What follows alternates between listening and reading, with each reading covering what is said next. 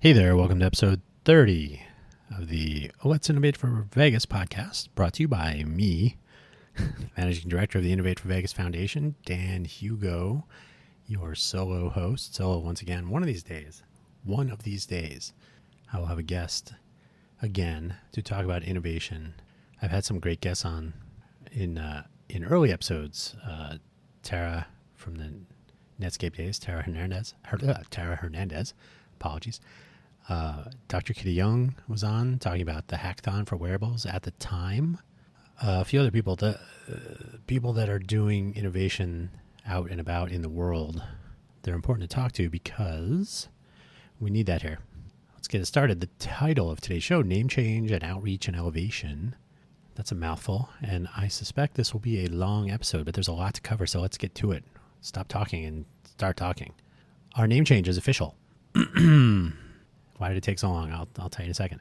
So the filing with the Nevada Secretary of State, it's a question of who one speaks to, when, and about what, and whether they made notes in the file for the business ID in question. We had to change our name, one word, from Code for Vegas to Innovate for Vegas. Everything else was intact. We had already made our annual listing update, so this was literally changing one word. At the same time, we wanted to change our registered agent to point to an officer in our entity. So rather than pointing to a person, which was how we filed initially, that's a long story for another time. But it's a better idea if you're not using a professional, like registered agent company.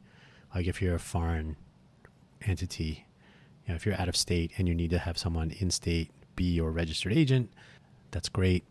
But we are stuck in Nevada.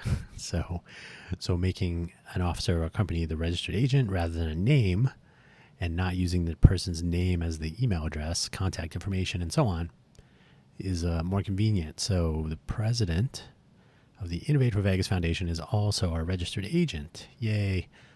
That happens to be me, but that's okay. We have 3 board members, so our annual list update, we added Mary Norris, infamous for her participation across the U.S. in the brigade infrastructure. Everybody knows Mary. If you don't, you will. That was common knowledge back in the Code for America days. Code for America pulled the rug. That's a different story. Maybe we'll get to that today. Actually, I think we will. But anyway, so Mary joined, so it's myself, Sean Looker, who was the original co-founder and co-captain of Code for Vegas before there was a formal brigade program with Code for America from 2014 to 2016. So when we reformed, we were rebooting. We made it the Code for Vegas Foundation, an independent nonprofit. We went on to file for our 501c3 determination, which we received. So we formed our entity in June of 2022. We got our determination from the IRS in October 2022. So we're a totally independent, legit organization called Code for America. And like 2 days later, Code for America. Did I say Code for America? We were called Code for Vegas. Code for America sent me first they sent me a warning and followed up almost immediately when I said no. Because they had some misrepresentations of fact in their assertions, followed up by their attorney sending us a cease and desist. But as luck would have it, we were already thinking about changing our name. Why? I'll tell you. How many times did I hear, oh, Code for Vegas. Well, I'm not a coder. And then, I'm not welcome, or maybe this isn't for me, or is it just code? It was a misleading name. I was going to make a joke about Innovation District, but I will not. So calling ourselves Code for Vegas was a throwback to the origin of the organization. Sean participating was that kind of connection to past accomplishments and connections with city, the municipal partner component of the Code for America sort of engagement scheme.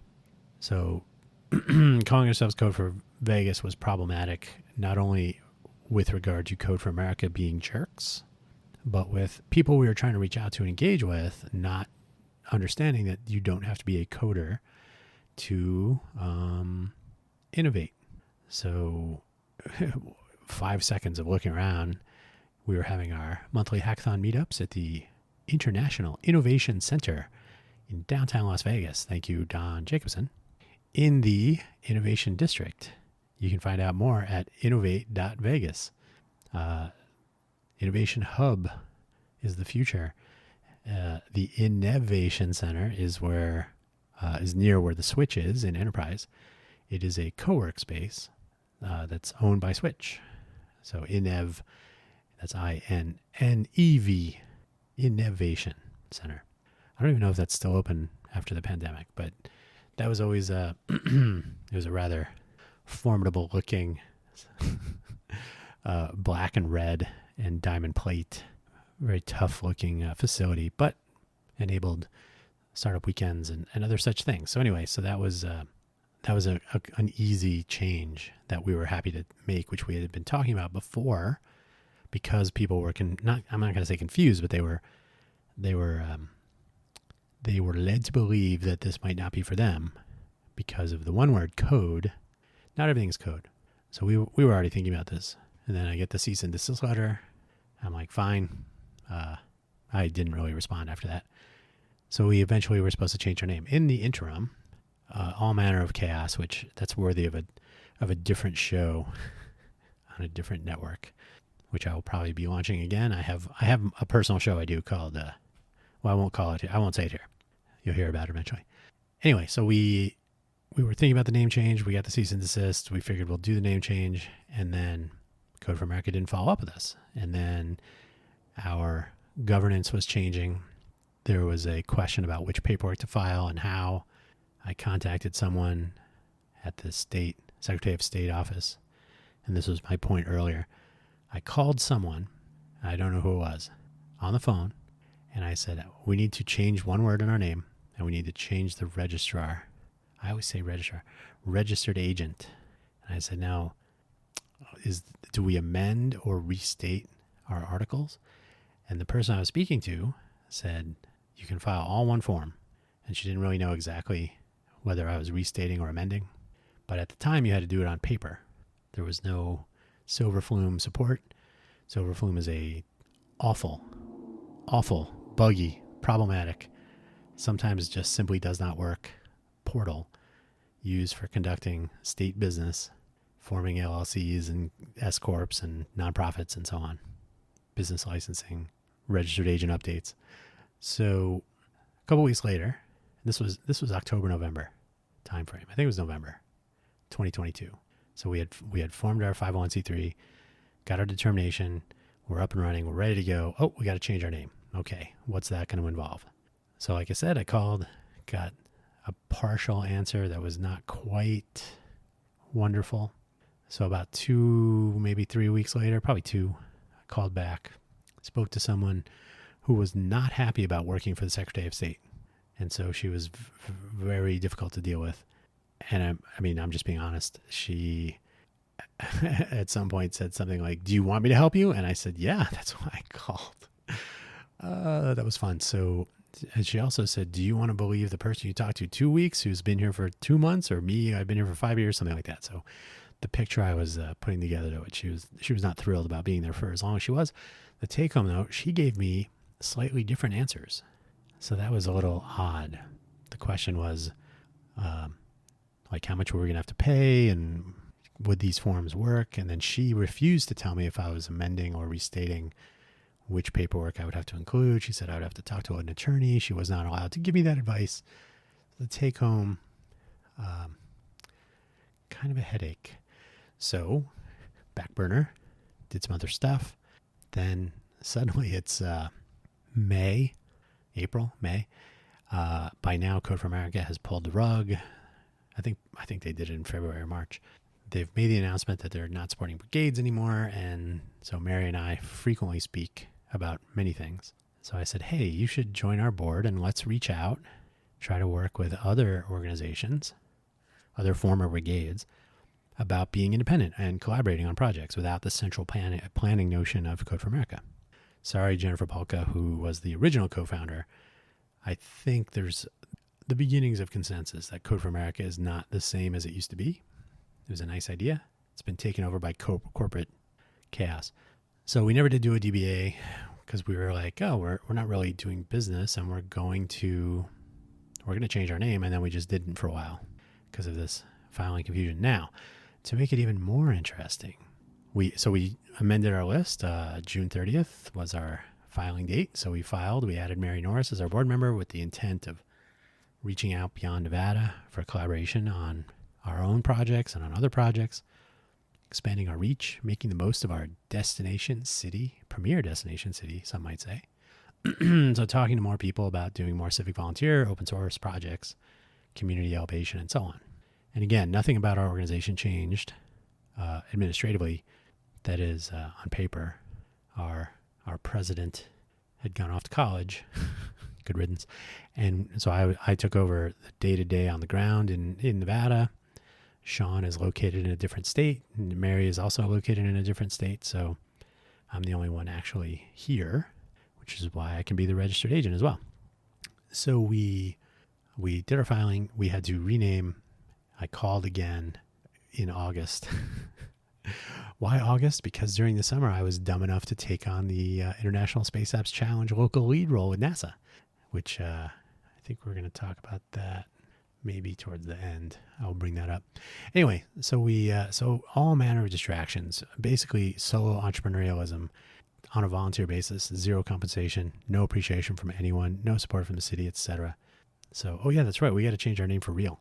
So I called the Nevada Secretary of State, and I said, I want to change one word in our name and update the registered agent.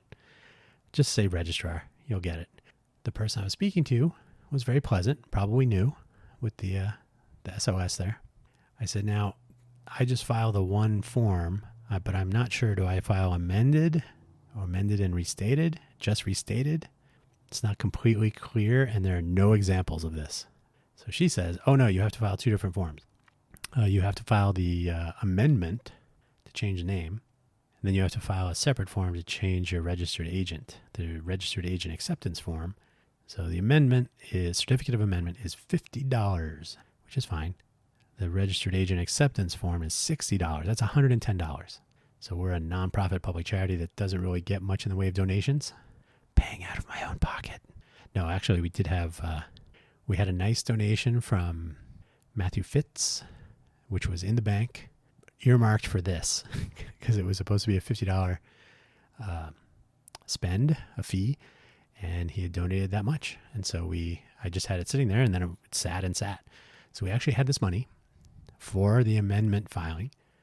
I was told two different things. To file two different forms.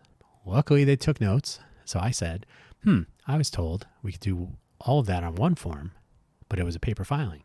So I was on hold, spoke to her supervisor, came back and said, I spoke to my supervisor, and you are correct. You can do both. You don't have to pay the extra $60. You can just pay $50. But you can also do it online. And I said, really? The last time I tried to do this online, it said it was not available. But so it was. And so with the addition of the recently enacted credit card processing fee, I think it's 2.5%. So for $51.25, I believe it was, filing in on September 7th, and it was effective September 8th, but I think it actually hit the books earlier this week. So today, as I'm recording this, it was 7 days. So it was less than 7 days turnaround. That angry person I talked to said it would take at least 3 weeks. So whatever. So bottom line, we are officially, this is a long way to get here, I'm sorry, but we are officially the Innovate for Vegas Foundation. Lock, stock, and barrel. The 990 filing, for those who are not already aware of this, when you file your 990 or its variation based on your structure for your nonprofit, that is where you provide information about material changes. So, for example, our change in governance, our additional board member, and our new name. Then we'll file with the file to get our name changed on our EIN. So we'll maintain the same EIN with a new name. That's what they tell me. However long that takes, you have to do that on paper. All this stuff is on paper with IRS, right? Except for pay.gov. And anyway, so we'll get that all sorted, our fintech and everything. So for a small while longer, should you choose to make any donations of any kind, which I encourage you to do, to support your local innovators and our organization, which is 100% volunteer, by the way. $0 go to me, and I feel that every day. But it will still say Code for Vegas for a small time longer. But be aware. Celebrate with us. We are officially Innovate for Vegas Foundation. Done. ProjectACT. So Mary and I were talking about this in probably around the time when we got that cease and desist letter here. So I said, and she was saying this, other brigades around the country were getting frustrated with Code for America, and they were thinking about breaking off. One of the reasons, there's a little scuttlebutt here, one of the reasons that we got our cease and desist letter, this is a rumor, hearsay, unverified truth. Someone was in a meeting at Code for America headquarters, which I imagine is in a bunker somewhere with Red Skull or something. Somebody was in a meeting and said, how come we can't be independent like Code for Vegas? Totally unconfirmed. Just heard that through the grapevine. And whoever was asked that question was so enraged. We must stop Code for Vegas. We must put a stop to Dan Hugo's reign.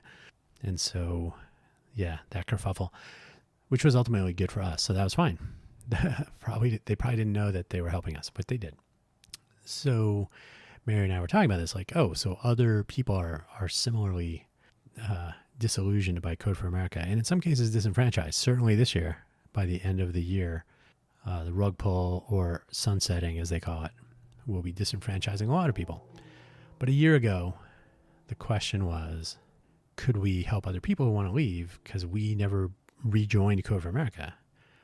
There was a formal separation when Code for Vegas shut down 2016. Yeah. 2016 formally shut down Code for Vegas in Vegas. There was no brigade infrastructure at the time, or Code for Vegas was not a brigade. However, that worked out. So when we were trying to reboot as a Code for Vegas brigade, there was much confusion and some dillying and dallying on the part of the people at Code for America. So we formed our own thing. We just said, well, we'll file our paperwork and we'll see what happens later. And looking through the paperwork, we could be an independent partner and all that stuff. So this was totally doable according to the rules of the road at Code for America. But we were apparently fomenting insurrection. That's topical. So nobody liked that. And Mary and I were talking about how could we help other organizations that wanted to break away from Code for America be independent. So ProjectACT was born, and this will sound very similar to the ACT project. And let me look at Discord very quickly. ACT, not to be confused with ACT, the Alliance of Civic Technologists. So the problem with that is it presumes that civic volunteering, former Code for America peeps, this is an organization that's made up of brigades, former brigades, people who are disillusioned and will be or have been disenfranchised. They're working together to recreate some sort of supportive infrastructure, right? So whether they form a single nonprofit public charity entity that's similar to Code for America Labs, which is a nonprofit charity based in California, or if they do something else, not sure. So I joined their Discord, checking out what they're doing. But one of the things when Mary said, hey, you should check out the ACT project or the ACT group, I said, oh, how ironic that it's very similar in name to the thing we were talking about, which is ProjectACT, which is autonomous cohort transformation. So that was going to be the brigades as cohorts. We didn't want to use the word brigade. So autonomous cohort transformation, transform your brigade away from Code for America to be autonomous. So ProjectACT. We proceeded to not do anything because at every turn there was more and more drama going on at Code for America. And at the same time, Mary was involved with transforming 911 and some other national volunteer projects. True to form, Code for America would announce projects and give credit to their paid employees as program managers and whatnot. Volunteers were very rarely mentioned, which is one of the factors that led to me wanting to distance myself quickly from Code for America. So ProjectACT, we kind of left it on the table, didn't go anywhere. I created a GitHub repo and a little logo. I deleted the repo. I was like, all right, well, we're not going to do anything with this. But never more useful than it might be now to engage with and enable brigades, because and this, I'm not trying to be mean or to diminish the value of the other act, but with Code for America recently announcing some layoffs, I think there's some distraction, and it doesn't sound like there's a lot of energy behind breaking away and forming these autonomous groups, or even a single monolith enabling the disparate groups around the country. So I'm not quite sure what they're doing, but ProjectACT, the initial concept was to enable people who want to do these things to continue to do them, right? Forming a nonprofit entity is not, well, it depends on the state, but not too hard. Filing your 1023-EZ, piece of cake, $275, and getting EIN, obviously free. Open a bank account, then make a website, and you're done. That's probably slightly more difficult than that, but the bottom line is it can be done fairly straightforward. Once you're a 501c3, TechSoup will get you your, we have Google Workspace for free. Google Workspace is not ideal, but the price is right. So we have our base infrastructure tools. Guess what? You can have team level services from GitHub. So once you get your 501c3 determination letter, that thing is like a get out of jail free card. So you send that into GitHub. It takes a million years, but they finally get around to it, and they give you, I believe the message I got was, we just made your account infinitely renewing until like the year 2300 or something like that. So I think it's good for until 2100. I think it's 83 years or something, 82 years. So we have like however many people are members of our organization, which is Innovate for Vegas, by the way, github.com/Innovate for Vegas. It's on our website and everywhere else. So if you join our organization, we always have like one extra seat. Then, so it always auto increments. So when you become a public charity, a 501c3, you don't have to be a public charity, but a 501c3, as long as you're not an educational institution or a church, I think, keep it simple. There's a number of free services you get to help you with your journey. We take advantage of, like I said, GitHub. We have the team, not to be confused with Microsoft Teams, team level access. So, we get unlimited free public and private projects and various other features. You don't get code spaces, but it's a great deal for what it is, for the price, and it is right. We can get some credits on Amazon Web Services, and that ends up being the best deal. Azure, if you like, GPC. There's a whole list of things through TechSoup. Not to mention, we have a free, I think, a 50-seat license on Canva. We get free podcasting services through OnWeCaster as a public charity.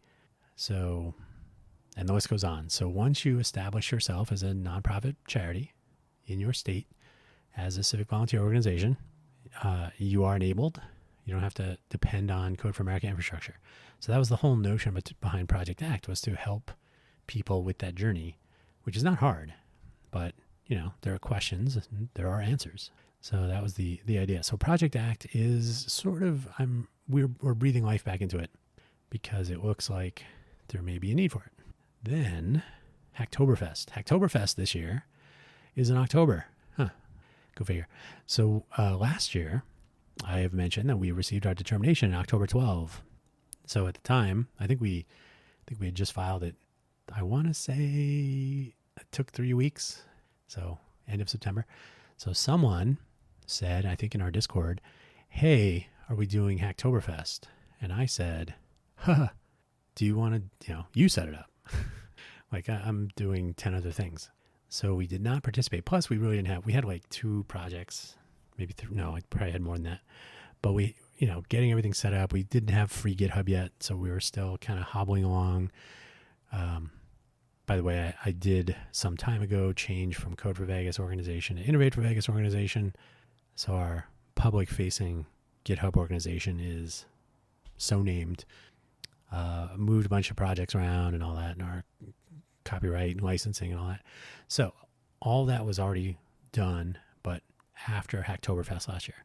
So the question then for this year does anyone want to participate? Now, here's my idea. Hacktoberfest is where if you have open source projects and you'd like people to work on them, you advertise them by tagging them.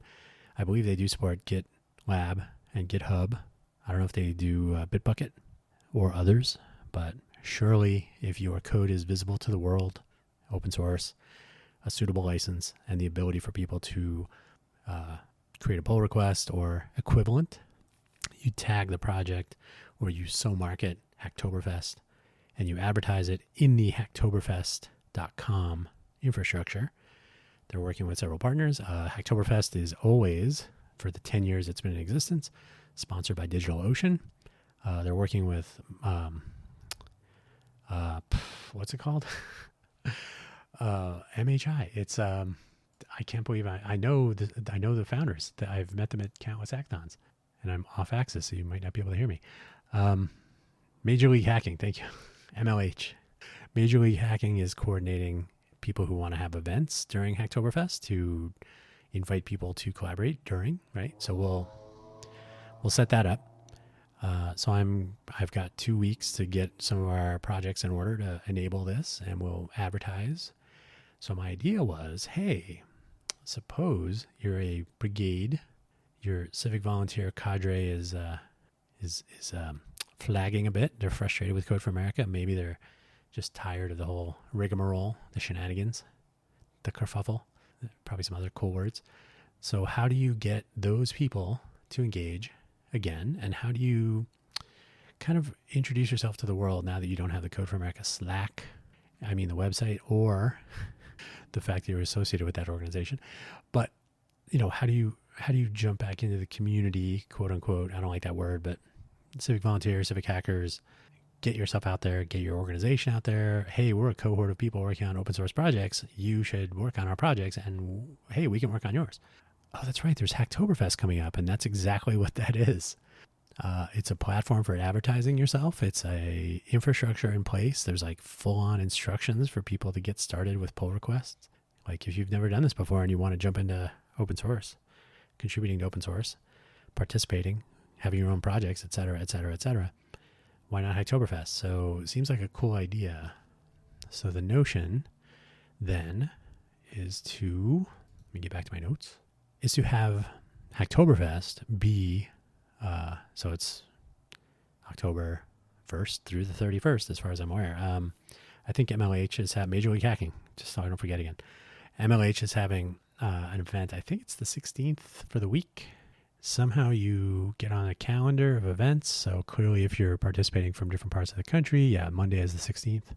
That helps people discover you. That's a general problem. So whatever infrastructure they have, whatever can be learned from that should be sort of ongoing, right? So ProjectACT should include connectivity between different cohorts, different organizations that enable one to advertise open projects or even open issues. This happened with a project that Mary was working on, Mary Norris, working on with her. I think they were already renamed Open Fresno. They're working on Trash AI, which has since launched. So she said, hey, do you know anybody who does AI, ML, probably, ML image classification? The project classifies trash for recycle and so on. So I was looking around for people here in the Vegas area. I found a couple, but man, I'm not a dentist, but I am called upon to pull teeth frequently. I said, man, there's got to be an easier way to advertise. Like, you don't have to join our organization. You don't have to give a blood sample or anything. We're just looking for a question, but it's an open source project. So, you're contributing to an open source project by this organization, whether it's a charity or whatever. But, like any open source contribution, nobody has their hand out for getting compensation, as far as I'm aware. Not in that circumstance anyway. So how do you connect potential, people with some time on their hands on a weekend, sort of like a mini hackathon, right? Like, oh, you have one issue.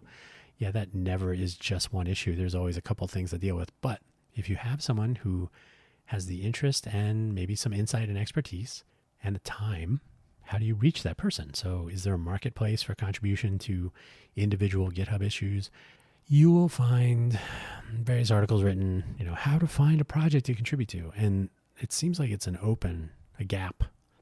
And so if you take ProjectACT, which is a whole bunch of brigades around the US, the United States, getting the rug pulled out from under them, the brigade program being sunset, disenfranchised, disillusioned, discombobulated, disconnected, dissed.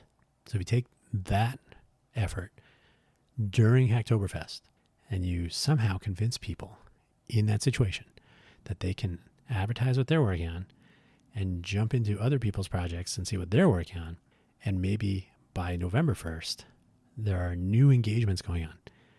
And that, in fact, is the plan. That's why Mary joined our board of directors for Innovate for Vegas Foundation. I think she's a part of like every brigade in the country now, even though they're all being sunset. So I'm not sure what that resume will look like.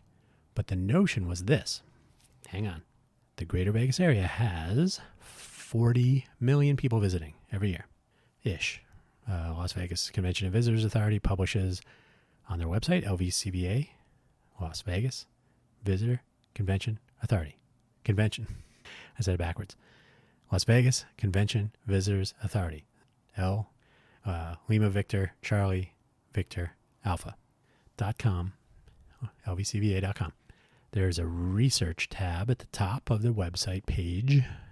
You go there, all kinds of demographics, city of origin, different, demographic age groups and so on. And so all kinds of numbers are there. Essentially, the last time I looked was probably a month or so ago. 40 million people, annualized number, visitors as tourists, convention attendees, sporting events, straight up gambling, bachelor parties, who knows?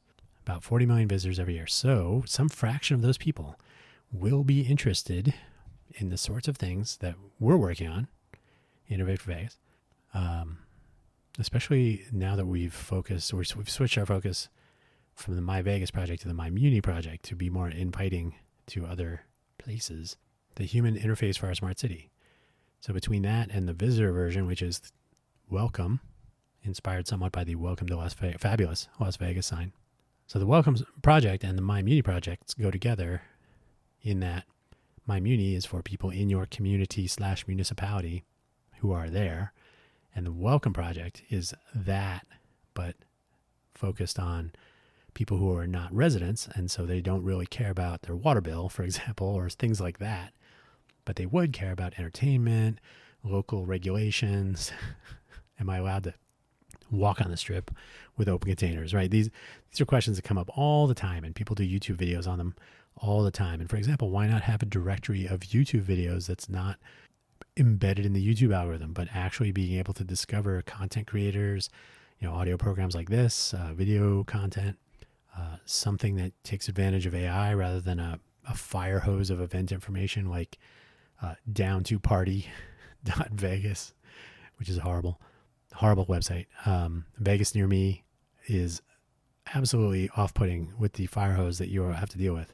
So rather than taking that, people visiting here, they're not familiar with the area. It's only Vegas Near Me this weekend. I can't look at 4,000 options.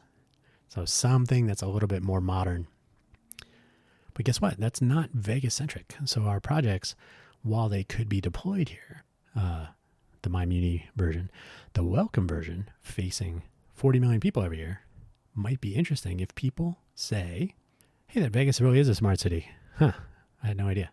The My Muni people would say, no, it isn't. But the Welcome people might be a little bit impressed if they could actually catch the deuce and they knew what was going on instead of complaining, which everyone does now because our public transit system sucks.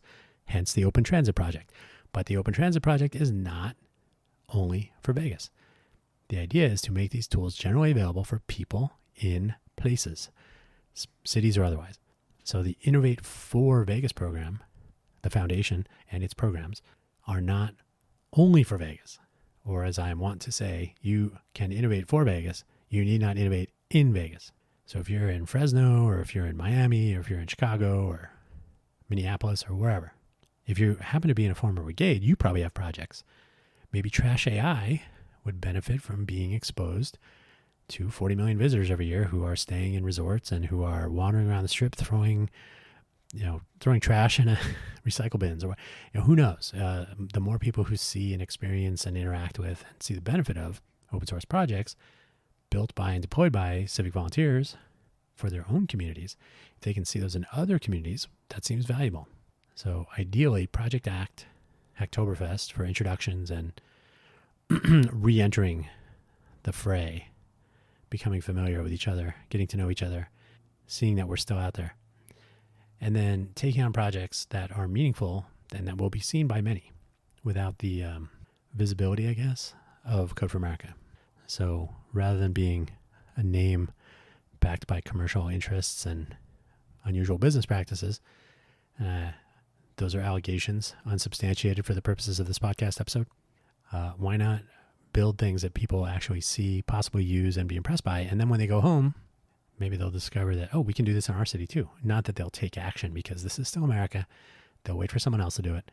But it's a start. To go along with that, the International Space Apps Challenge is going on right now. Going on for the local leads like myself. The actual hackathon is on October 7th and 8th. Perfect timing. Columbus weekend during Hacktoberfest. Great. So our event has reached 26 people signed up. It is not great. Not great for one reason. Because we are supposed to be an innovation hub. We've been at this for over a year. Rather than having less participation than 2 years ago, is the last time someone had a local event in Las Vegas. There were 28 people signed up. 12 people participated across 4 teams submitting projects. This year we have 26 people signed up and really 24, no comment, 24 people. We have 24 people signed up. That means maybe 12 will show up, maybe. We're having a practice hackathon the 23rd and 24th of September. During the practice hackathon, we will all be awake if they want. I doubt people will stay awake. When I used to travel to any of the 47 hackathons I participated in with Intel, I would try to stay awake. If I stayed on the site, I would stay awake the whole time. Because why not? You're here to help people. My entire job, for which I was being paid, was to be a hackathon mentor.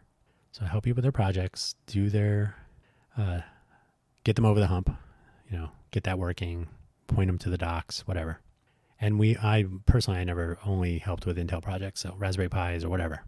So during that time, people can practice, because many people here in the greater Vegas area have never been at a proper hackathon before. Even our hackathons were not all-nighters. The NASA event will be a 38-hour, 59-minute event starting 9 a.m. in your local time zone, wherever you are. Here in Vegas, where we will still be PDT, Pacific Daylight, at the time, 9 a.m. Pencils up. No, pencils down. Yeah, pencils up. 9 a.m. Saturday, October 7th until 11:59 p.m. Pencils down. Sunday, October 8th. I'll get it. October 7th and 8th. 38 hours, 59 minutes straight through. Challenges submitted.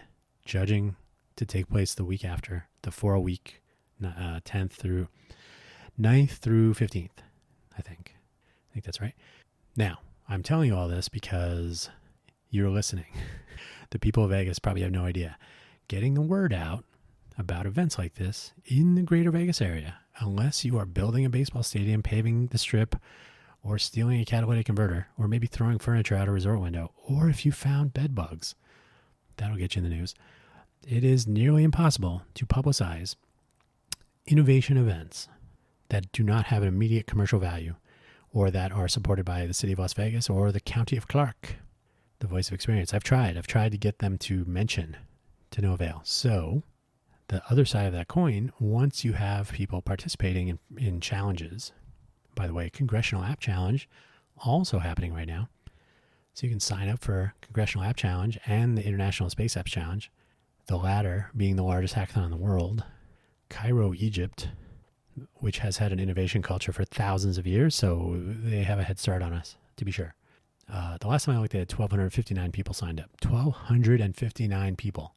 There are only something like 35,000 people that participate or sign up, at least, in the world. It's not bad. Silicon Valley proper, Mountain View, California. The last time I looked, had 120 people signed up. So we, with our 26, 24, we're not blowing anybody's doors off. But the fact is, if we don't get the word out, if we don't have support of our local infrastructure, local media, local LinkedIn is worthless. Schools, junior achievement, City of Las Vegas, Clark County, even our maker spaces here, it's almost as if you're asking them to give a pint of blood and they're like, nah, I don't know where that needle's been. So very little in the way of coherent action. Two shining exceptions, Tristan Hayes at CCSD, Roger Mayo as well. So 3. Tristan Hayes, Roger Mayo. Roger is a teacher at the ATEC, one of the schools in the Clark County School District. Tristan is running what's called the TSA program, which I am not familiar enough with to know what that even stands for. It's a new program. He's leading it. It's something about innovation and transforming student academics. I don't know, but it's this is in his wheelhouse. So he's been proactively engaging with teachers, getting the word out. Don Jacobson, as always, completely supportive within his reach, which is vast, but we really don't get anything for these efforts. So while they are appreciated, they are not fruitful. We have an uphill climb. We're pushing a boulder. Every day it starts back at the bottom. Reaching out beyond Nevada seems like a more viable option. Unfortunately, post-pandemic times have been interesting for everyone, as I'm learning. So even ProjectACT and Hacktoberfest will be somewhat telling this year to see what the potential is. But our Challengers project, I just recently added as yet another project. Challengers will be for people. So we've had a monthly hackathon every month. That's how that works. Since March 2022. Every month. It started out as the second weekend, then it moved to the fourth weekend of the month. So the fourth weekend of the month, Saturday and Sunday, 9 to 5, not an all-nighter. We had the whole Innovation Center downtown to ourselves. Quite a naming feat. Innovation District. Go to the Innovation District, hang out at the Innovation Center, do projects at the hackathon put on by the Innovate for Vegas Foundation. It all sounds great, but fewer and fewer people have been participating, taking any sort of active interest. Part of the problem, getting the word out. The other part of the problem, the drive to excellence and lack of in our flagging innovation culture. So in order to establish an innovation culture, my theory, this is my personal theory, we need to bribe people. So challenges tend to have prizes. Innovate for Vegas Foundation does not. We are explicitly not doing prize-driven sponsored hackathons. Why is that? I'll tell you in a moment. Challenges, however, with the International Space Apps Challenge by NASA, can have prizes, and if you can have local prizes, which we still have to deal with. I'll talk about that next week, or maybe the week after. We can nominate teams to move on to global judging. The global judging level will have prizes, and so there can be actual winnings. Not to mention the fact that the real big winners at the end of the judging, which will be announced in January of 2024, those projects could actually be continued by NASA or its partners. So there's actual potential for this. So you're not just working to make your communities better and all this silly stuff that we're pursuing. You can actually get something for yourself and your team. It's teams of 1 to 6, so it could be just you. So the solipsism drive may be just enough catalysis to get the initial beginnings of the early stages of potential maybe could happen innovation culture in Las Vegas. So the idea, Challengers as our portal, you have your Space Apps Challengers, not challenge. SpaceAppsChallenge.org is a website. You can go there if you want and learn all about NASA's annual hackathon. SpaceAppsChallenge.org/2023/locations/LAS-VEGAS-NV, in fact, if you want to sign up for ours. And it's before October 7th, and you're hearing this, 2023, in fact. Congressional App Challenge, you can go sign up now. I think it's congressionalappchallenge.us.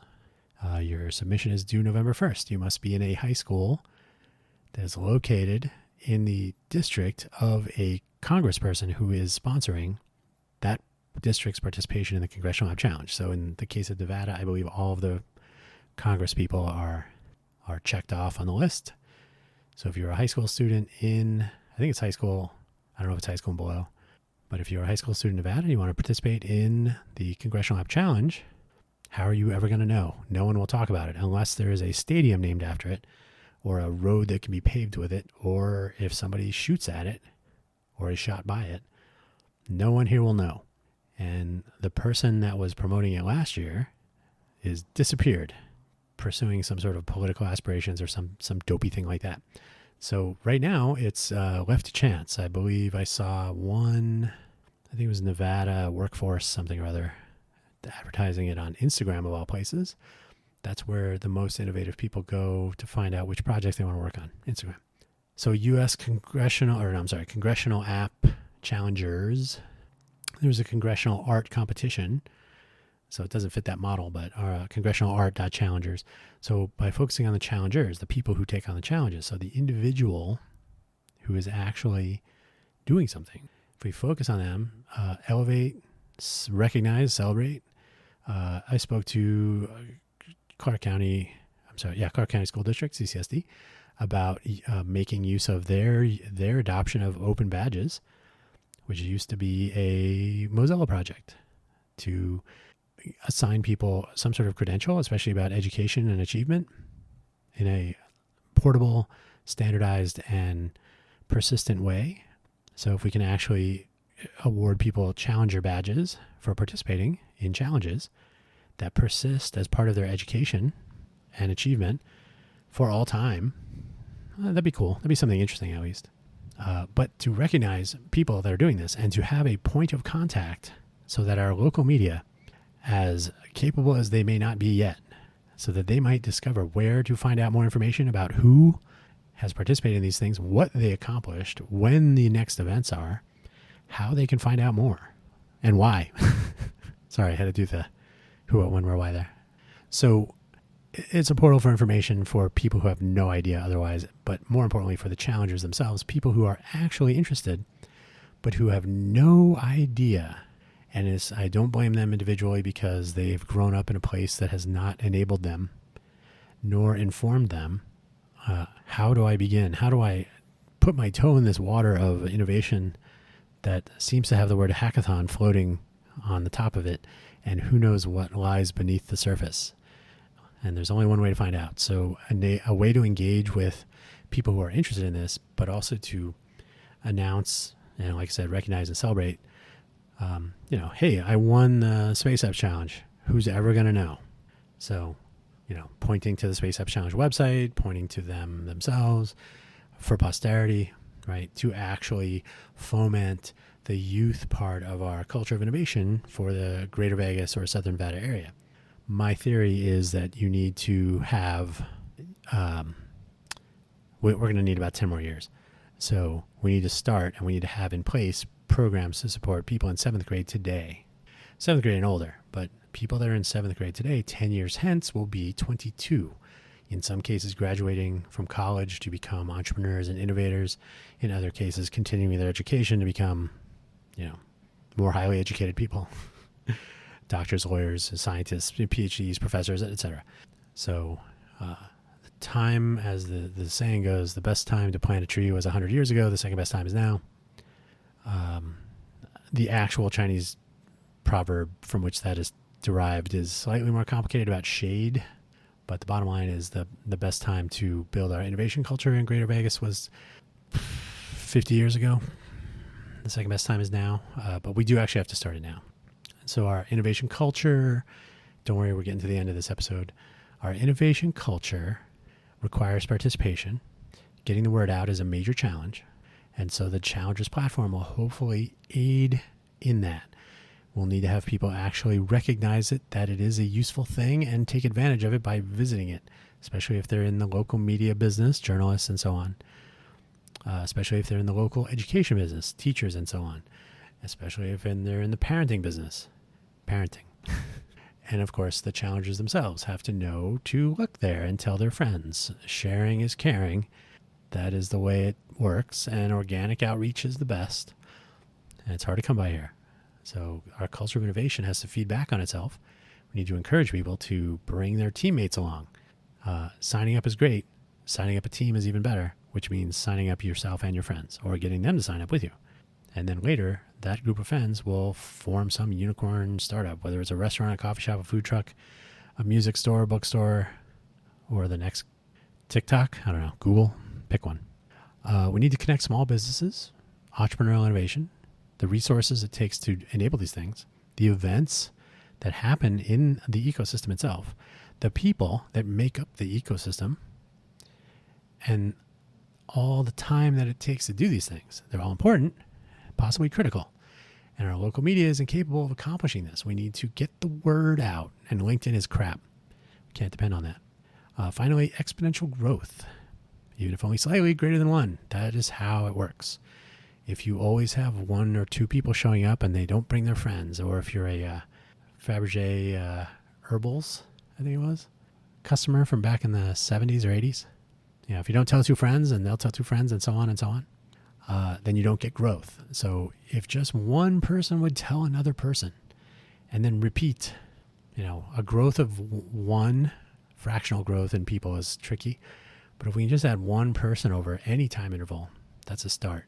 And if we're going to have a rich entrepreneurial innovation ecosystem with talent and resources, that we need to actually support the emergent communities and the innovation and entrepreneurial culture.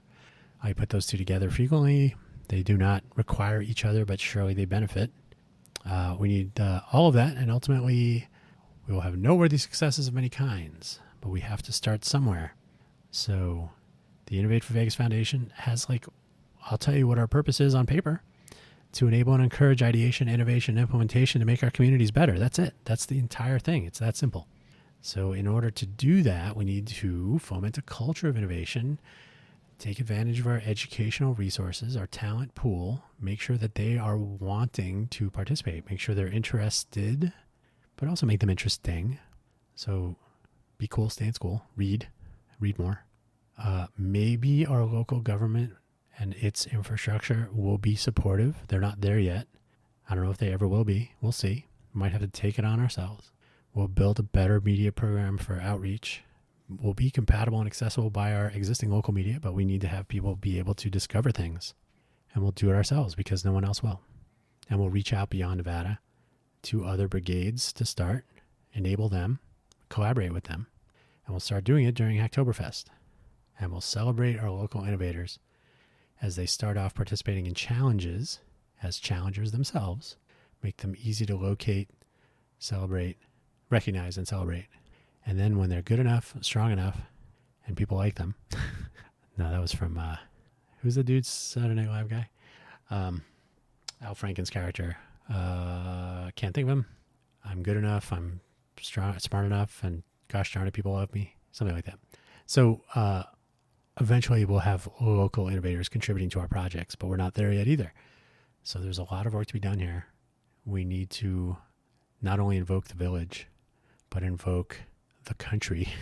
There are civic volunteers, there are civic hackers, civichacker.net. Lori McNeil has events going on, a summit coming up in a few weeks. There are people who spend time for the public good. There are people here in the greater Vegas area who probably want to do the same. I have no idea who they are. They have no idea that we exist. None of us have any idea how to contact each other, and that has to change. That is all I have to say for this fine Thursday evening. I thank you for listening. It's been quite an episode of me rambling for almost an hour. I always do try to cut out the silences, the protracted pauses. Ideally, you will not hear any of them, and what I just said won't make any sense, but that's fine. That's probably true of the entire collection of content. If you ever want to be a guest on the show, that'd be wonderful. Come on down. We do 100% remote. It makes it so much easier for everyone. Usually no video because I worry about hair and makeup. It's hair and makeup. It's all about the ideas and the discussion. Do tell your friends about this. Just like everything else, discovery in Greater Vegas is nearly impossible unless the Innovate for Vegas Foundation builds upon itself a baseball stadium or a part of a Formula One racetrack. We're a strong foundation, but not that strong. Please like, share, subscribe, do all the things. And if everything goes to plan, sometime, maybe September, maybe October, we will be self-hosting our episodes of our audio programming. We really want to make an information sharing platform that works for our smart city. being able to discover people who are creating interesting content such as this, yes, it's interesting, I promise, is important. And so that will be no small part of it. And on that note, I will wish you the best. Do check in after October 8th, unless you're participating in the hackathon, then before. Don't forget spaceapps.challenge.org/2023/locations/Las-Vegas-NV. Tell you what, if you go to innovateforvegas.org, innovateforvegas.org, all spelled out, no numerals, innovateforvegas.org, right there on the homepage, sign up link if you want to join the hackathon, and if you're listening to this before October 7th. Other than that, do check in. We'll be posting more information about the Challengers portal, the My Vegas and Welcome projects, and all that's going into those. ProjectACT, Hacktoberfest. Hacktoberfest goes from October 1st to the 31st. If you are yourself an open source or aspirational open source contributor, it doesn't have to be code, it could be anything. Check out hacktoberfest.com. And hey, also innovateforvegas.org, and I'm sure we'll have something there about our participation. My voice is giving up on us, and by now, perhaps you are as well. Thank you.